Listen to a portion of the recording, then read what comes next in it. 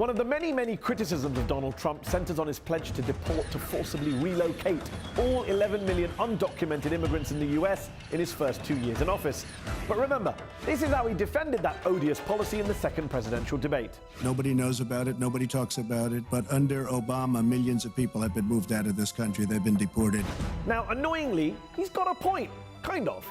The truth is that the Obama administration has deported 2.5 million undocumented immigrants from the United States over 2 terms. 2.5 million. That's the highest number for any president ever. In fact, Obama is on course to have deported more people in his 8 years in office than all of the presidents of the 20th century combined. I guess that explains why his immigration enforcement budget in 2015 was a whopping $18 billion. That's $3 billion more than the budgets of all the other major domestic law enforcement agencies combined.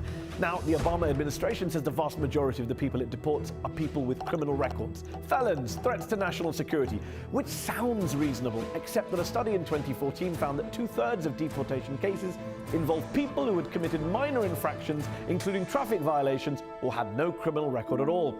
Take the case of Jose Marvin Martinez, who fled Honduras age 16 after his brother was murdered by suspected gang members. In 2014, he was deported back to his home country, and just 4 months later, he was shot to death by suspected gang members. Or how about Giovanni Miranda, who arrived in the United States as a child and was working legally when he had a minor traffic accident in 2009. When immigration officers discovered he'd been charged with a minor drug possession offense 7 years earlier, they sent him back to El Salvador, a homeland he'd never known.